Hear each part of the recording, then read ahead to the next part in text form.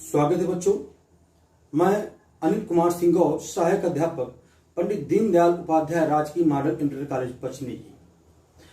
बच्चों, आज हम सामाजिक विज्ञान में जो हमारा उप विषय है इतिहास, जिसको हम अपनी पुस्तक में भारत और समकालीन विश्व भाग 1 के नाम पर जानते हैं, उसका जो हमारा पहला अध्याय है फ्रांसीसी क्रांति, आज हम उसको प्रारंभ करेंगे।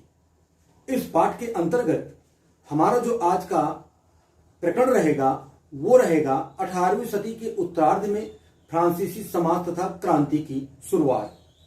हम इस पाठ को कुल 4 या 5 भागों में बांटेंगे। ये आपका पहला भाग है। जो आगे वाले वीडियो हैं वो आपको उपलब्ध हो जाएंगे। इस प्रकरण के अंतर्गत बच्चों जो आज हमारे चर्चा के बिंदु रहेंगे वो हैं 18वीं सदी के उत्तरार्ध में फ्रांसीसी समाज, लुई 16वां का राज्यारोहण तथा फ्रांस के राजकोष की स्थिति, समाज का वर्गीकरण हम जानेंगे। जीने के लिए जो संघर्ष कर रहे थे फ्रांसीसी जनता उस समय, हम उसके बारे में जानेंगे। जीविका का कैसे संकट उत्पन्न हुआ था, हम इसके बारे में आज जानेंगे। उभरते मध्यम वर्ग द्वारा विशेषाधिकारों के अंत की कल्पना किस तरह से फ्रांसीसी समाज में की गई, हम इसके बारे में जानेंगे। और क्रांति का प्रारंभ किस तरह से हुआ बच्चों, हम इसके बारे में भी जानकारी लेंगे। पाठ को प्रारंभ करने से पहले मैं आपको बच्चों पूर्व ज्ञान से जोड़ना चाहता हूं। कक्षा 8 की इतिहास की पुस्तक में अध्याय 5 पे आपने एक पाठ पढ़ा था। उसी पाठ से मैं कुछ प्रश्न लेना चाहता हूं।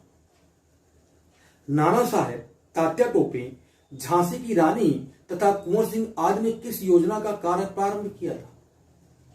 भारत में प्रथम स्वतंत्रता संघर्ष की योजना का कार्य आरंभ किया था। बच्चों, इस स्वतंत्रता संघर्ष में भारत देश में व्यापक रूप से क्रांतिकारियों द्वारा विद्रोह की जो योजना बनाई गई थी, इस योजना को हम किस नाम से जानते हैं? सन 1857 की क्रांति के नाम से। फ्रांसीसी क्रांति के बारे में बच्चों आप क्या जानते हैं? आज हम फ्रांसीसी क्रांति के अंतर्गत 18वीं सदी के उत्तरार्ध में फ्रांसीसी समाज तथा क्रांति की शुरुआत भाग 1 का हम अध्ययन करेंगे। 18वीं सदी के उत्तरार्ध में फ्रांसीसी समाज, हम इस शिक्षण बिंदु को प्रारंभ करने से पहले मैं थोड़ी सी आपको बच्चों एक स्टोरी सुनाना चाहता हूं जो आपकी बुक में लिखी हुई है। 14 जुलाई 1789 की सुबह पेरिस नगर में आतंक का माहौल था। सम्राट ने सेना को शहर में घुसने का आदेश दे दिया था। अफवाह थी कि वह सेना को नागरिकों पर गोलियां चलाने का आदेश देने वाला है। लगभग 7000 मर्द तथा औरतें टाउन हॉल के सामने एकत्र हुए और उन्होंने एक जन सेना का गठन करने का निर्णय किया। हथियारों की खोज में बहुत से सरकारी भवनों में जबरन प्रवेश किया गया जनता के द्वारा। अंततः सैकड़ों लोगों का एक समूह पेरिस नगर के पूर्वी भाग की ओर चल पड़ा और बास्तील किले की जेल को तोड़ डाला, जहां भारी मात्रा में गोला बारूद मिलने की बच्चों संभावना थी। हथियारों पर कब्जे की इस सशस्त्र लड़ाई में बास्तील का कमांडर बच्चों मारा गया। कैदी छुड़ा लिए गए। यद्यपि उनकी जो संख्या थी कैदियों की वो टोटल 7 थी। सम्राट की निरंकुश शक्तियों का प्रतीक होने के कारण बास्तील का जो किला था लोगों की घृणा का केंद्र बना हुआ था, इसलिए किले को ढहा दिया गया। इसके साथ साथ ढहाने के साथ साथ जो था लोगों ने उस किले की एक एक ईंट को बेच दिया और इस ध्वंस को स्मृति चिन्ह के रूप में उन्होंने सजाने की कोशिश की। इस घटना के कई दिनों तक पेरिस तथा देश के देहाती क्षेत्रों में कई और संघर्ष हुए। अधिकांश जनता पावरोटी की महंगी कीमतों का विरोध कर रही थी। बाद में इस दौर का सिंहावलोकन करते हुए इतिहासकारों ने इसे एक लंबे घटनाक्रम की ऐसी शुरुआती कड़ियों के रूप में बच्चों जोड़ा, जिसको हम आगे इसी पाठ में अध्ययन करेंगे। बास्तील की घटना कोई एक दिन की घटना बच्चों नहीं थी। अब इस घटना का अध्ययन करने के लिए हमें थोड़ी से पीछे जाना होगा। सन 1774 ईस्वी में बूर्बो राजवंश के लुई 16वें ने फ्रांस की राजगद्दी संभाली। किसने बच्चों राजगद्दी संभाली? लुई 16वां इसने राजगद्दी संभाली। यह किस वंश का शासक था? बूर्बो वंश का। लुई 16वां का विवाह ऑस्ट्रिया की राजकुमारी मेरी एंटोइनेट के साथ हुआ। जिस समय लुई 16वें ने राजगद्दी संभाली उस समय फ्रांस का राजकोष पूरा खाली था। इसके कुछ कारण हैं बच्चों, राजकोष खाली होने के कुछ कारण थे। अब क्या कारण थे? अगर हम पहले कारण की बच्चों चर्चा करें तो लंबे समय तक चले युद्धों के कारण फ्रांस के जो वित्तीय संसाधन थे वो नष्ट हो चुके थे बच्चों। वारसाई के विशाल महल जो थे, राज दरबार जो थे, वहां की जो शानो शौकत थी उसको बनाए रखने के लिए शाही खर्च अत्यधिक वित्तीय दबाव डाल रहे थे। लुई 16वें के शासनकाल में फ्रांस ने अमेरिका के 13 उपनिवेशों को इनके साझा शत्रु ब्रिटेन से स्वतंत्र कराने में मदद की थी। इस युद्ध के कारण फ्रांस पर 1 अरब लिब्रे का कर चढ़ गया था, जबकि फ्रांस पर पहले से ही 2 अरब लिब्रे का कर्ज था। यहां बच्चों 2 शब्द आते हैं, उपनिवेश और लिब्रे। क्या है ये दोनों? उपनिवेश का तात्पर्य होता है कि सामान्य रूप से अधीन राष्ट्रों को उपनिवेश कहा जाता है। फ्रांस ने जिन देशों पर सैन्य शक्ति के बल पर अधिकार कर लिया वो उसके उपनिवेश कहलाए। एशिया व अफ्रीका के पिछड़े देश 20वीं शताब्दी तक पश्चिमी देशों के उपनिवेश रहे। अब ये सभी देश स्वतंत्र हैं बच्चों। लिब्रे क्या है? ये फ्रांस की मुद्रा थी जो सन 1794 में लगभग समाप्त कर दी गई थी। जो कर्जदाता थे, कर्जदाता सरकार के 10% ब्याज की मांग करने लगे थे। ऐसी स्थिति में फ्रांसीसी सरकार बजट का बहुत बड़ा भाग जो है बढ़ते जा रहे कर्ज को चुकाने में खर्च कर रही थी। राज्य के नियमित खर्चों का बोझ तो था ही, इस स्थिति से मुक्ति पाने के लिए सरकार के पास बच्चों कोई रास्ता न था, इसलिए वह करों में वृद्धि करने हेतु बाध्य हो गई थी। तो फ्रांस का जो समाज था वह 3 भागों में 3 श्रेणियों में बटा हुआ था। 3 श्रेणी, हम इसी को एस्टेट्स के नाम से जानते हैं। प्रथम एस्टेट, ये वर्ग चर्च के विशेष कार्यों को करने वाले एक व्यक्तियों का समूह था। इस वर्ग के लोगों को जन्म से कुछ विशेष अधिकार प्राप्त थे, जैसे राज्य को देने वाले करों से इनको छूट प्राप्त थी। चर्च किसानों से टाइद नामक धार्मिक कर वसूलता था। चर्च की अपनी सरकार तथा कर्मचारी होते थे। उच्च पादरियों का जीवन भोग विलास से परिपूर्ण था। यह प्रथम एस्टेट था फ्रांस का। द्वितीय स्टेट की बात करें तो इसमें कुलीन वर्ग आते थे। इस वर्ग में धनी और कुलीन व्यक्ति शामिल थे। ये जनता का शोषण करते थे। इन्हें राज्य को दिए जाने वाले करों से भी छूट प्राप्त थी। इस वर्ग के सदस्यों को भी कुछ सामंती विशेषाधिकार प्राप्त थे, जैसे सामंत कर जो ये किसानों से वसूल करते थे। इस वर्ग को जनता से भेंट लेने का भी अधिकार प्राप्त था। तृतीय स्टेट में आते हैं बच्चों, तो जनसंख्या के शेष बचे सभी लोग तृतीय स्टेट से संबंधित थे। अब तृतीय स्टेट का मतलब क्या है? जैसे बड़े व्यवसायी, व्यापारी, अदालती कर्मचारी, वकील आदि, ये सभी लोग तृतीय स्टेट के अंतर्गत बच्चों आते थे। इस वर्ग के संबंधित लोगों के विशेषाधिकार बच्चों सीमित थे तथा इन्हें राज्य को सीधे टाइल यानी प्रत्यक्ष कर जो था एक कर देना पड़ता था, जिसको टाइल के नाम जानते थे। तृतीय स्टेट के सभी सदस्यों को टाइल नामक धार्मिक कर भी चुकाना पड़ता था। ये लोग कुलीनों को राजनीतिक तथा सामाजिक विकास में बाधक मानते थे।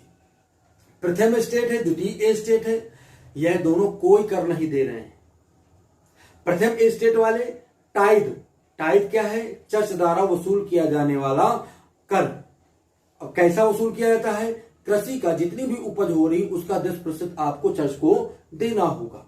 टाइल क्या है? जनता द्वारा वह कर जो सीधे राज्य को अदा किया जाता है। जीने का संघर्ष,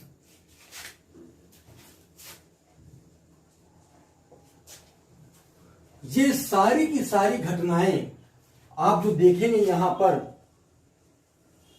ये सभी की पूरी घटनाएं किससे बच्चों जुड़ती हैं? बास्तील,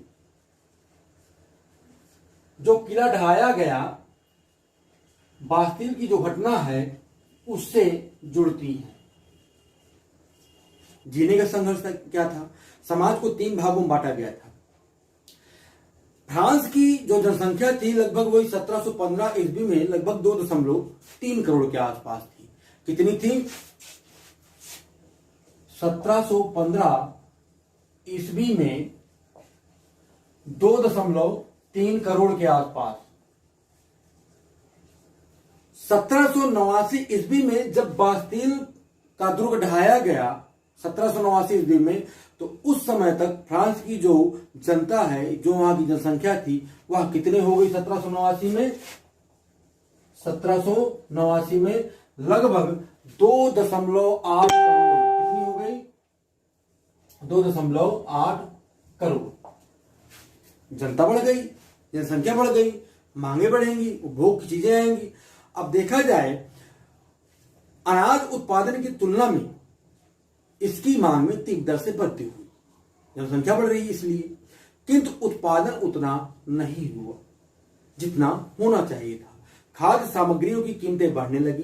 कारखानों में काम कर रहे मजदूरों को उनकी निर्धारित मजदूरी नहीं मिल रही थी और स्थिति ज्यादा खराब हो गई जब फसलें सूखे या ओले के प्रकोप से नष्ट हो गई।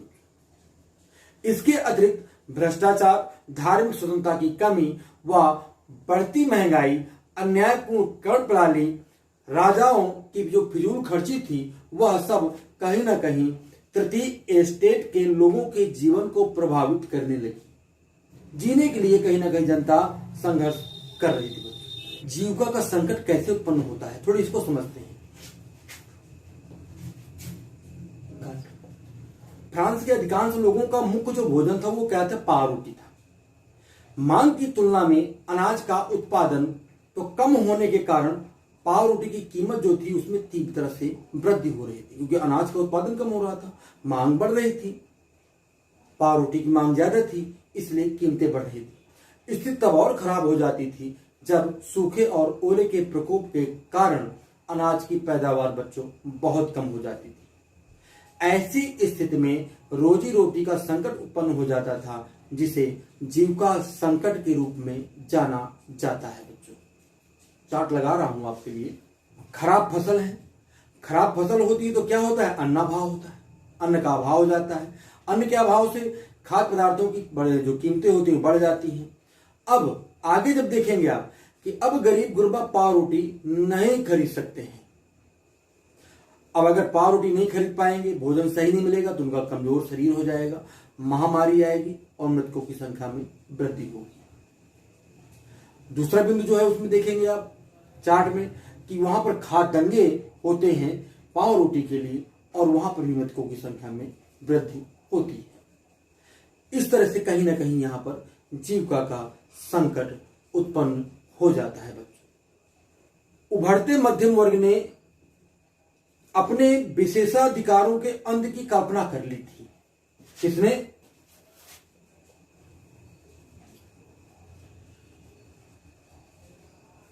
अंत की कल्पना की थी। 18वीं सदी में फ्रांस में मतलब देखा जाए तो एक नए सामाजिक वर्ग का उदय हुआ। इस मध्यम वर्ग के रूप में इसको जाना गया था। इस वर्ग ने समुद्र पारी व्यापार और रेशमी ऊनी वस्त्रों के उत्पादन के बल पर संपत्ति अर्जित की थी।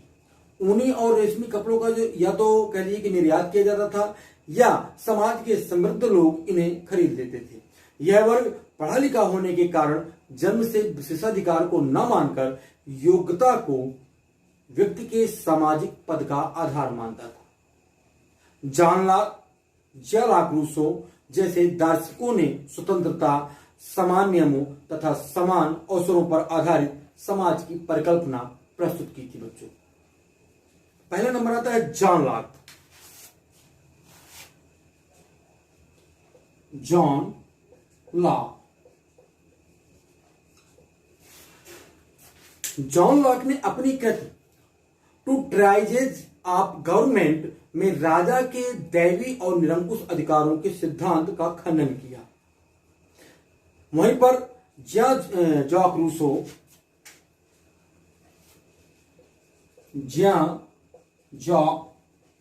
रूसो इन्होंने क्या किया, एक देखा जाए तो जो रूसो थे वो एक महान दार्शनिक थे। इन्होंने फ्रांस में निरंकुशता को समाप्त करने के लिए अपने क्रांतिकारी विचारों में लोकतांत्रिक शासन का मार्ग प्रशस्त किया।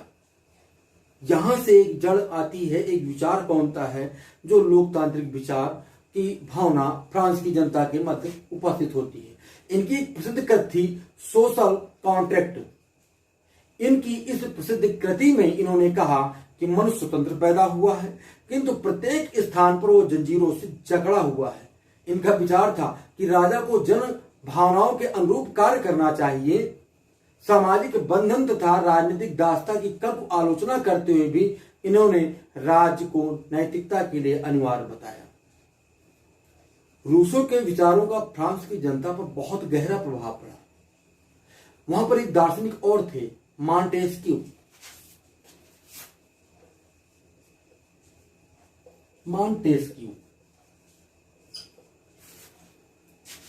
यह भी एक महान विचारक और लेखक थे। यह गणतंत्रीय लोकतंत्र के समर्थक थे। कैसा गणतंत्रीय लोकतंत्र? ये राजा के दैवी अधिकारों के सिद्धांतों के घोर आलोचक थे। इंग्लैंड की शासन पद्धति का इन पर गहरा प्रभाव था। ये फ्रांस में एक ऐसी शासन व्यवस्था चाहते थे जैसी कहीं अन्य जगह पर हो, राजा के सिद्धांतों के आधार पर नहीं। The spirit of the laws नामक अपने प्रसिद्ध ग्रंथ में इन्होंने अपने सिद्धांतों की विस्तृत व्याख्या भी की। लॉक, रूसो, मॉन्टेस्क्यू जैसे बौद्धिक विचारों से प्रभावित होकर फ्रांस के लोग न्याय, समानता और स्वतंत्रता के लिए बच्चों प्रयत्नशील हो गए। ये सारे बिंदु, ये जो विचार हैं, ये सारे के सारे लोग तृतीय स्टेट के लोग थे। ये सारी विचारधाराएं जो हैं, ये जितनी भी बातें आ रही हैं, ये सब आपस में जुड़ने के बाद में सीधा यहीं पर पहुंचती हैं बच्चों, फ्रांस की क्रांति की शुरुआत पर।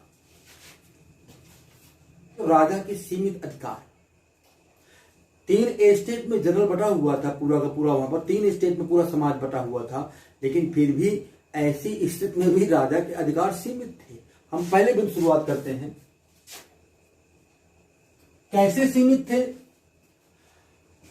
प्राचीन राजतंत्र के अंतर्गत सम्राट अपनी मर्जी से कर नहीं लगा सकता था। कर लगाने के लिए उसे स्टेटस जनरल अर्थात प्रतिनिधि सभा की स्वीकृति लेनी पड़ती थी। प्राचीन राजतंत्र क्या है? प्राचीन राजतंत्र का मतलब जो पहले से परंपरा चली आ रही पुरानी राजतंत्र व्यवस्था, उसके अंतर्गत जो स्टेट जनरल बनाया गया, ये कहीं ना कहीं राजनीतिक एक प्रतिनिधि सभा थी, जिससे हमारे यहाँ पर विधानसभा या संसद होती है।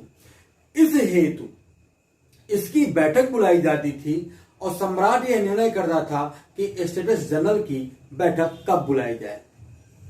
और एक समस्या थी कि लुई 16वां जब राजगद्दी पर बैठता है, अगर हम उससे पहले का वर्णन करें तो अंतिम जो बैठक स्टेटस जनरल की बुलाई गई, स्टेट जनरल की, वो थी बच्चों 1614 ईस्वी में। कब थी? 1614 ईस्वी में अंतिम बैठक की गई थी। अब देखा जाए कि नए कर कैसे आएंगे, तो नए करों के प्रस्ताव के अनुमोदन के लिए बैठक की गई। 5 मई 1789 को फ्रांसीसी सम्राट लुई 16वें ने करों के प्रस्ताव के अनुमोदन हेतु स्टेट जनरल की बैठक बुलाई। बैठक का आयोजन वर्साय के एक आलीशान भवन में किया गया। इस बैठक में पहले व दूसरे स्टेट ने अपने 300 प्रतिनिधि भेजे। किसने? पहले और दूसरे ने। अगर हम कहें कि पहला स्टेट 300 और दूसरा इनका भी 300, और जो तीसरा स्टेट था वह पूरी जनता का था, जो अन्य लोग थे, इन्होंने 600 प्रतिनिधि भेजे। कितने? 600 प्रतिनिधि। अब वहां पर बैठक जब प्रारंभ हुई तो पहली जो कतार थी उनमें जो है ये मान लो कि इस साइड में आपके जो है पहले स्टेट वाले बैठ गए, इस साइड में आपके द्वितीय स्टेट वाले बैठ गए। जो तृतीय स्टेट वाले भाग लेने आए थे यह दूसरे स्टेट के सदस्यों के पीछे खड़े किए गए। तीसरे स्टेट का प्रतिनिधित्व समृद्ध व शिक्षित वर्ग के लोग कर रहे थे, जिनमें बहुत सारे, मैंने आपको 3 तो विद्वान वैसे ही उन्होंने बता दिया, और भी बहुत सारे पढ़े लिखे लोग थे। किसानों व स्त्रियों या फिर कामगारों को सभा में प्रवेश करने की मनाही थी। यह अवश्य था कि लगभग 40,000 पत्रों के माध्यम से उनकी मांगों एवं शिकायतों की एक सूची बनाई गई थी। इस सूची को प्रतिनिधि अपने साथ लेकर के बच्चों आए हुए थे। वहां पर क्या था कि स्टेट जनरल प्रतिनिधि सभा के जो नियम थे, नियमों के अनुसार प्रत्येक वर्ग को एक मत देने का अधिकार था। 300 लोग, प्रथम स्टेट 1 मत माना जाएगा, द्वितीय स्टेट 1 मत माना जाएगा। इस तरह देखा जाए तो यदि वहां पर तृतीय स्टेट में 600 लोग हैं तो 600 के 2 मत बनते हैं, लेकिन नहीं, एक एक ही मत रहेगा।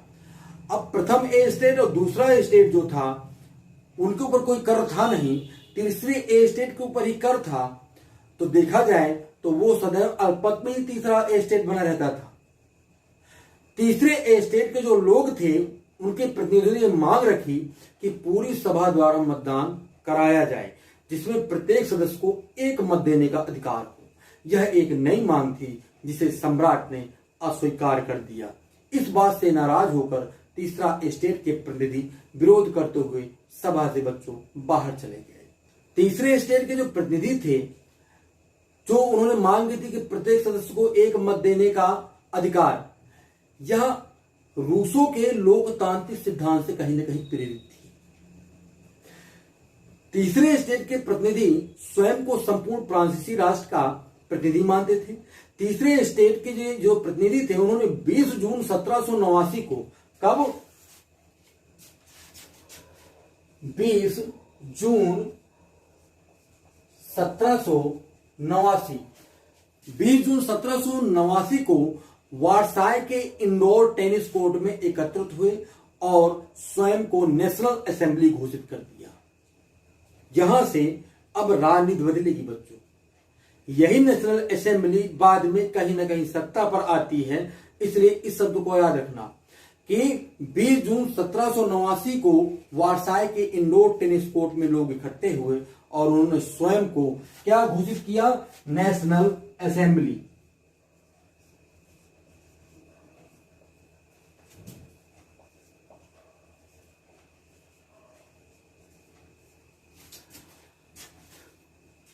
इनका काम क्या था नेशनल असेंबली का? इन्होंने ये प्रतिज्ञा की कि जब तक सम्राट की शक्तियों को कम करने वाला संविधान तैयार नहीं हो जाता तब तक असेंबली भंग नहीं होगी।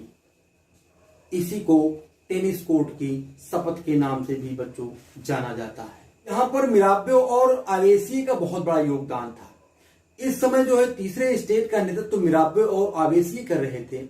देखा जाए तो मिराबे का जन्म एक कुलीन वर्ग में या परिवार में हुआ था, किंतु वह सामंती विशेषाधिकारों वाली सामाजिक व्यवस्था को समाप्त करने का पक्षधर था। सामंती व्यवस्था आपने गांव घर में देखी होगी कि सरपंच जी 36 गांव की जमींदारी, 36 गांव की पूरी जमीन उन्हीं के, वही पूरी देख रेख। तो सामंती व्यवस्था का एक छोटा सा ये उदाहरण है बच्चों। इस संबंध में मिराबे ने एक पत्रिका निकाली एवं वर्साय में जुड़ी जो भीड़ थी उसको कहीं ना कहीं उत्साहित किया, उसको उत्साहवर्धक भाषण वहां पर उसने दिया।